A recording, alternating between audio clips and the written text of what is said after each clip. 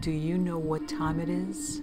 It's supernatural story time. And if you're easily scared, and even if you're not, there's only one thing left to do. Just turn off the lights, because these are stories that you listen to only in the dark.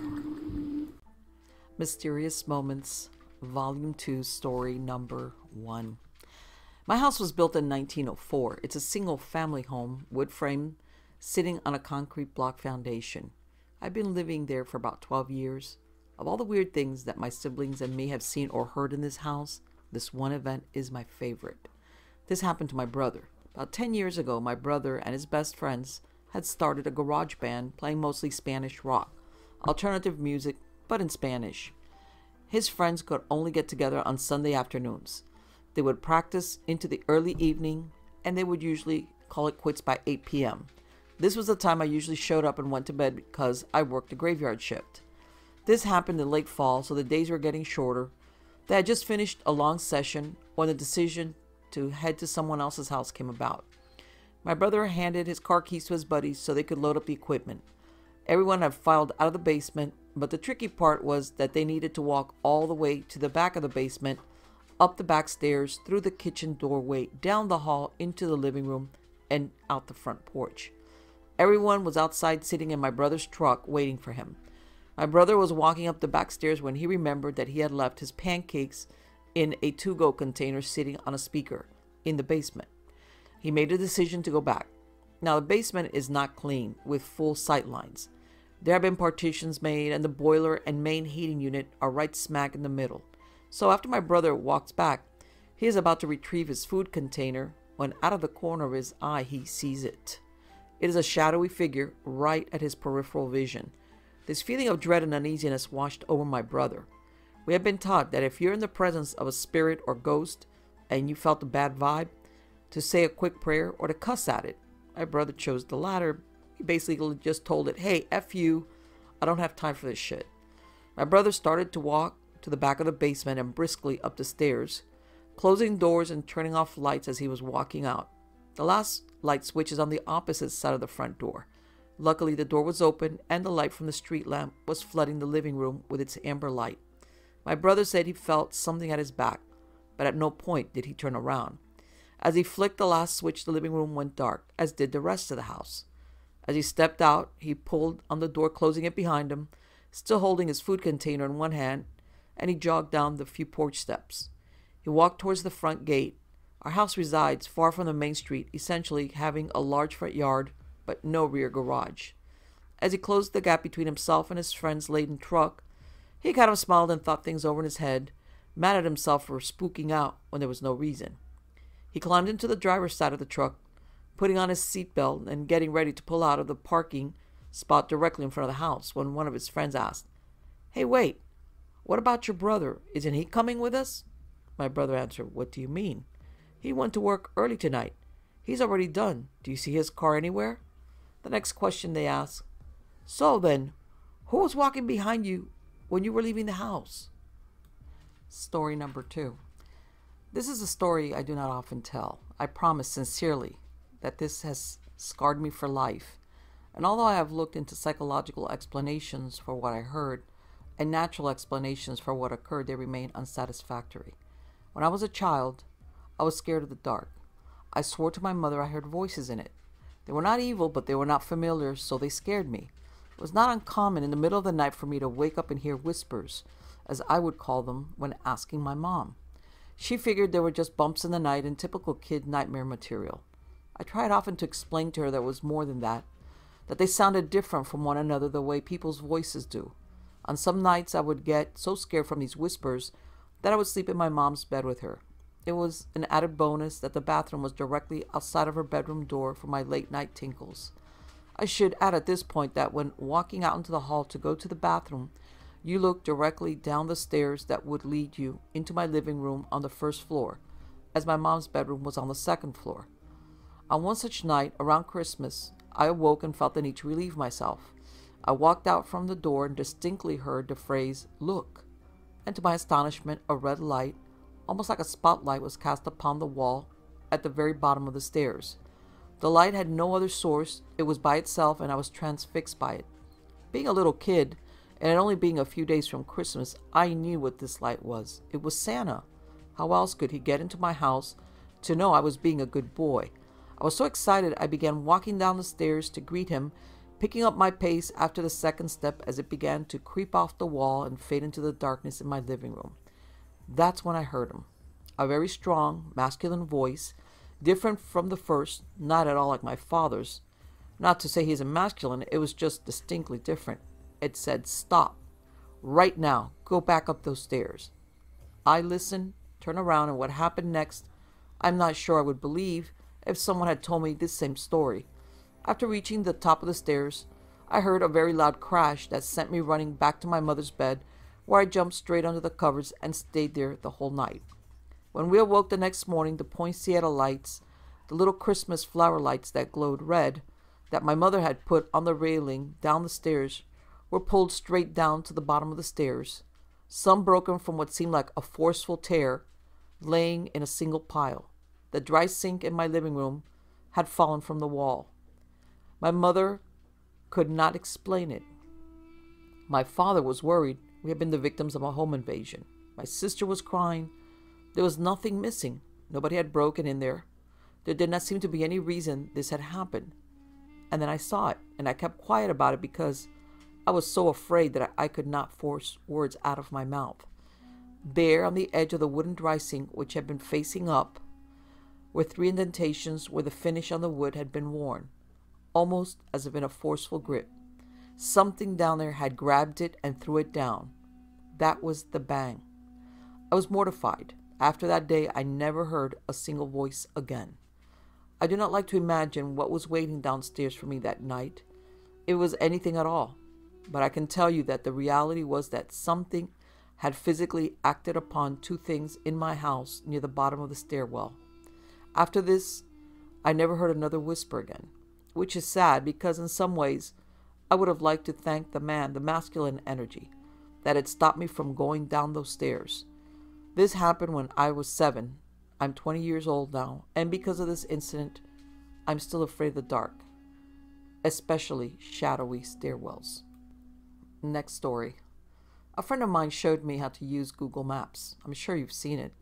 It lets you use satellite images to look at locations all over the world. A few years ago, I was in a car accident. Since then, I really don't leave the house that often. It's difficult, and the idea of seeing a car drive by makes me feel lightheaded. I was fascinated by the fact that I could see all over the world, almost like being there. I could virtually walk down the streets, and it almost felt like I was really there. I became instantly hooked. It gave me a real eye on the world. I could go to almost any major city, and I did. I'd seen streets in China, Japan, Germany, and England. So many places. I'd even gone to tourist attractions like the Great Barrier Reef and Dracula's Castle. My favorite was to go to random places in major cities and see how many people and animals I could find. The faces of the people were always blurred to protect their privacy, but it was still enjoyable to see them out there enjoying their life, walking like it was no big deal. She must have had good taste, I laughed. I zoomed in closer and noticed a gray bag with a purple strap. This woman was walking in a relaxed manner, one hand trailing the wall beside her. I bet if I could have seen her face, I would see that she was smiling. I began to feel a little sad. I let my hands fall into the arms of my wheelchair and looked at her for a minute more. I wished that I could be there walking so carefree with her. That wouldn't happen, though, until I died. I was stuck in this chair. I sighed and zoomed out of Tokyo. Enough of this for tonight. I turned off the computer and went to bed. I got up early and decided to look around Paris. Paris was always fun. I liked the look of the city with all the old, beautiful buildings and so many people to watch. I randomly zoomed to an area and saw a street lined with old brick buildings, a few small shops, and an old tan brick church. Ahead was an intersection and dozens of people walking by. A balding businessman walked quickly past, looking back at an old woman, hair covered with a scarf, carrying a large purse. A curvy woman in black pants that were too tight stared into a store window, and 2 women led a group of small children around a corner. I spun the view around a few more times and then saw something peculiar. Sitting on the bench at the bus stop were 2 people. One of them was a young woman with her feet stuck in front of her in a relaxed manner. She was wearing a pair of red sneakers, like my own. I was startled for a moment as I noticed the black pants, white t-shirt, and black hooded jacket. Her dark brown hair was tied loosely behind her head. A gray bag sat on the bench beside her, the shoulder strap hooked over her shoulder. This is crazy, I thought. It can't possibly be the same woman. This is a different country, different continent even. How could it be her? This was stupid. It wasn't as if these were live photographs. They were taken ahead of time and then stored. It's not like she was in two places at once. She could just be a traveler. Besides, without seeing her face, it was impossible to tell it was the same person. Brown hair was probably the most common hair color in the world. Those red sneakers were something I purchased online. I'm sure a million other people did too. I shook my head and went to fix some lunch. When I got back online, I decided to look at Berlin. I picked a random street, as usual. It looked pretty empty. There were brick buildings lining the streets, looking more like factories than anything else. There were also empty lots, full of long grass and piled gravel. There wasn't much to see at all, really. There was a line of motorbikes and a car with 2 German flags sticking up from it. After more searching, I found one kid. He looked like he was dressed for school, a jacket thrown over his bag. He was intently looking at some kind of mobile device. I was disappointed. I started to leave, but then I caught something out of the corner of my eye. I turned the view, and there they were, those damn red sneakers. She was standing on a street corner, next to some kind of signpost. She had a hand on the post, looking down the street as if waiting to cross the street. I stared in shock. How could she be there too? Even if she was traveling, there's no way I would find her every time. Even finding her in Paris would have been one heck of a coincidence, but this was crazy. Was this some kind of joke? Had Google decided to play a prank on its users? They used their product so much? It could have been a great joke. I did a quick search, looking for a note about the woman that shows up like Waldo. There was nothing. I looked through articles on strange things you can see on Google Maps, but none of them mentioned the woman that travels the world with you. This was crazy. Had my self-imposed isolation driven me mad? Had I become so lonely that I created a hallucination for myself? Leaving the Berlin image on my screen, I sent a text message to a friend asking him to look at the locations. I asked him if he saw the same woman. Then I waited, hands sweating, heart thumping in my chest. I jumped when my phone beeped with a return text message 10 minutes later. The text read, "I see the lady you're talking about in Berlin. I didn't see her in Paris or Tokyo. Is this some kind of game or what? Are you okay?" I didn't respond, instead returning to the locations in Tokyo and Paris. There she was. She was there, but it was different. She no longer sat on the bus stop bench in Paris. She was standing in front of it, looking for something in her bag. In Tokyo, she was blocks away, squatting down to pet that calico cat. I shivered. Who was she? What was happening? I switched the map to Brussels. It was another city street. It was lined with old-looking buildings with shops on the ground level, and what I guessed was apartments above. I quickly scanned the streets. They were empty, other than a stocky woman in a bright blue sweater. I did a second sweep. She wasn't there. I sighed in relief. I couldn't believe I was getting so worked up about this. It was nothing but a I stopped, my eyes frozen on the screen. There was a building at the point of a fork on the road, white with black ironwork framed balcony jutting from the second floor. I hadn't seen her as I had been looking at the sidewalks. There she stood, standing on the balcony, her head tilted in the direction of the camera, almost like she was coyly looking toward me. My breath caught in my throat. I switched to Sydney. She was leaning against the wall inside the doorway of the bright blue Garrick's Pharmacy building. London showed her getting ready to step onto a red double-decker bus, her head turned to look over her shoulder. She was everywhere I looked. She stood on a brick sidewalk on a bridge in Venice. She walked across a yellow-barred crosswalk in Zurich. And in Hong Kong, she stood between a Wing Lung Bank and a McDonald's, adjusting the strap on her bag. In each picture, she came closer and closer, looking directly at me with her blurred-out face. My heart felt like a terrified bird, slamming around inside my chest. I couldn't catch my breath. I wasn't sure what to do. I couldn't call the police. Should I send screenshots to Google? I clenched my fist tightly and closed my eyes. Who was she? Was she following me? Was I following her? I wish I could see the expression on her face, know what she saw when she looked back at me. I wanted to get out of the chair and run. Why is it that the only thing that made me feel free again was the thing that made me feel even more trapped? I had to know. I typed in the name of my town and zoomed into a random street. It was a couple of miles from my house. The gates to the city park were shown in the clarity of daylight, despite it being night there. There she was. There she was. She was only a few miles from my house, standing under the ironwork arch that stated the name of the park. She looked directly at the camera, directly at me. I felt like I might throw up. She was near me and she was watching me. She was coming for me. What did she want? I typed in the name of the apartment complex where I lived. I could see the outside of the building. The parking lot was full of cars, and there were a few blurred out children on the playground. I searched everywhere for her. She wasn't in the parking lot or on the sidewalks, not hiding between the buildings or standing in the playground. I even scanned each of the cars, behind the bushes and each of the blurred windows. She wasn't there. I curled tightly around myself and I lay with my head down on the desk. This place was safe. I didn't leave the apartment anyway. I would never use Google Maps again. I would never see her again. She could stay at the park for all I cared. I smiled to myself and was surprised to find a tear slipping down my face. I'm safe, I said to myself in a whisper. It felt good to hear it out loud. I'm safe. As I said it, there was a knock on the door. A chill ran down my spine. I had a camera hooked to my computer that showed who was at the front door, which made it easier for me with my mobility issues. I slowly reached for the control to show myself who was outside, but my hand trembled furiously.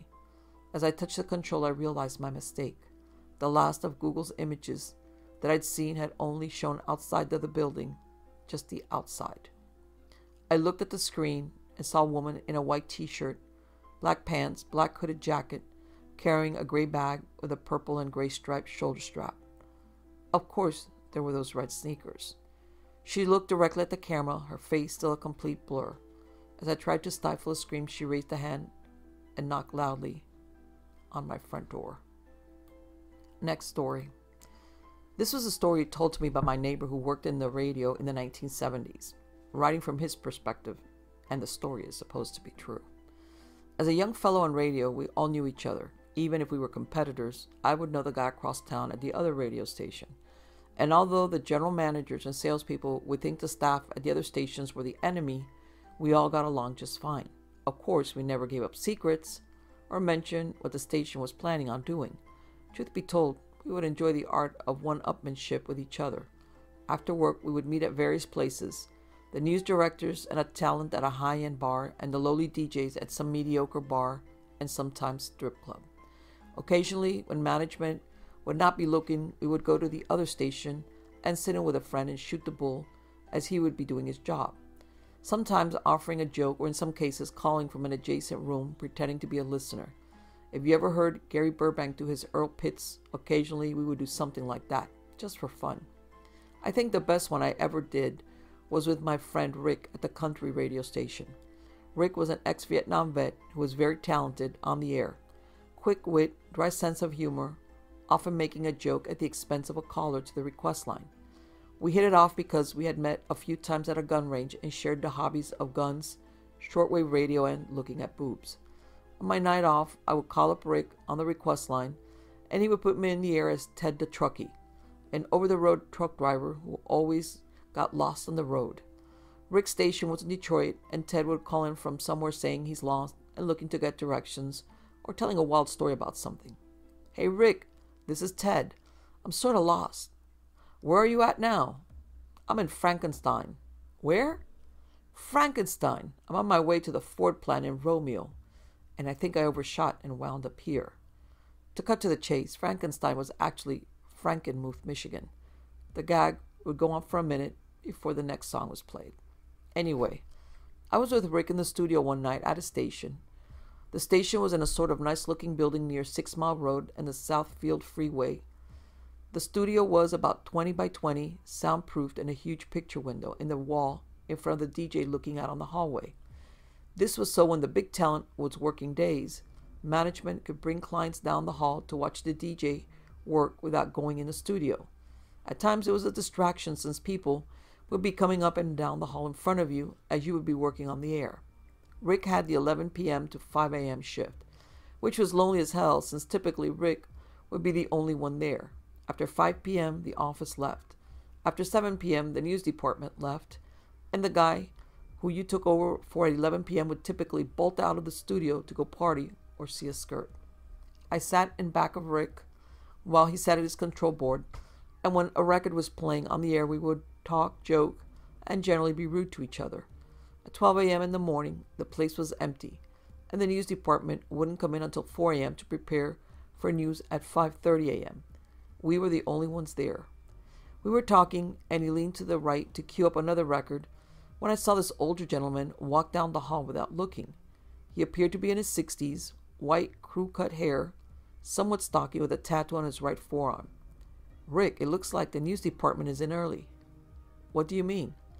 I just saw someone walk down the hall. What did he look like?